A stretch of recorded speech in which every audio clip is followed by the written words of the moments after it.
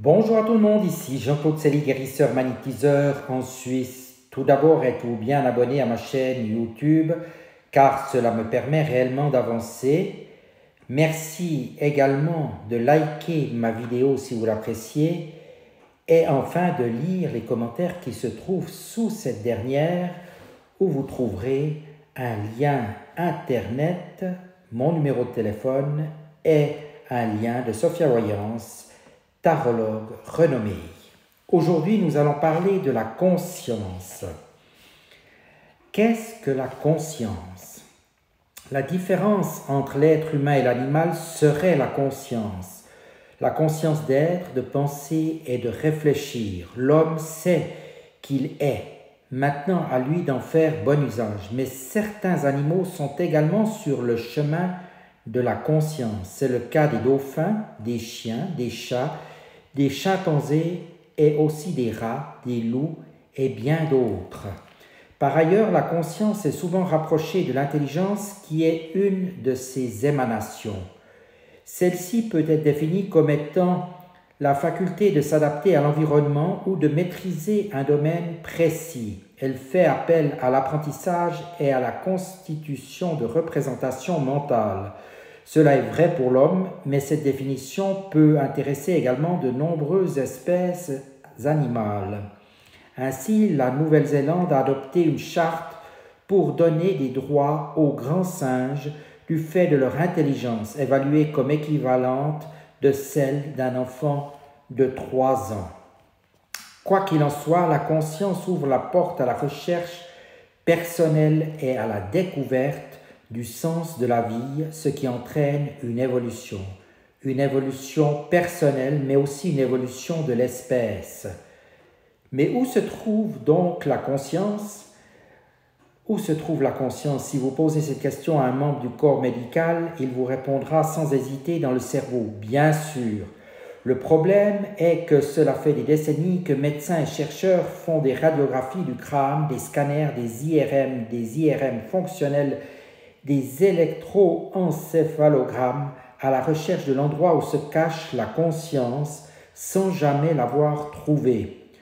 Comme le disait un des confrères médecins que je connais, et dire qu'il n'y a eu pas assez intelligent pour dire que nous cherchions pour être pas au bon endroit, mais nous ne sommes jamais assez intelligents pour chercher vraiment aux bons endroits.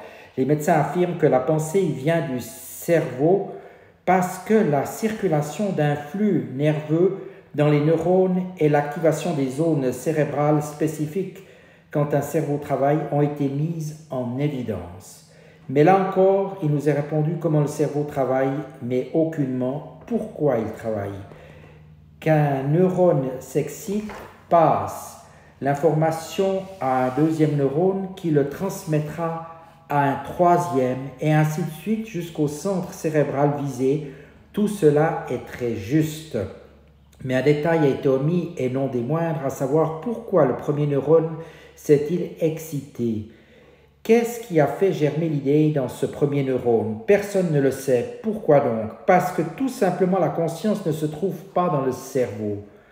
Et pour étayer cette affirmation, nous disposons de nombreuses preuves dont voici quelques-unes. Les personnes qui ont perdu une partie de leur cerveau, accident, infarctus, intervention chirurgicale, ne sont pas moins conscientes que les autres. Elles ont perdu tout au plus certaines capacités, mais non leur intelligence et leur conscience. Ainsi, un homme de 44 ans a toujours vécu normalement avec seulement 10% de son cerveau, sans avoir de déficience intellectuelle. Ce n'est que par hasard, lors d'une IRM de routine réalisée pour une douleur dans la jambe gauche, que les médecins se sont aperçus que 90% de la boîte crânienne de cet homme était remplie de liquide céphalorachidien. Des personnes sont mortes, notamment lors d'interventions chirurgicales, pendant quelques instants. Leur cœur s'est arrêté et leur électroencéphalogramme était plat, ce qui signifie qu'il n'y avait plus aucun neurone qui fonctionnait. Malgré cela, certaines, une fois revenues à la vie, ont raconté ce qui s'était passé dans la pièce et ce qu'avaient dit les réanimateurs durant leur réanimation. Ainsi, alors que leur cerveau était mort, la conscience continuait à vivre et observer la scène. Certaines personnes font des sorties du corps ou en anglais out of body experiences. Dans cet état, elles visitent des lieux qu'elles n'ont jamais connus auparavant, mais qu'elles sont capables de décrire avec précision. Il en est de même des personnes ayant vécu des états de mort imminente.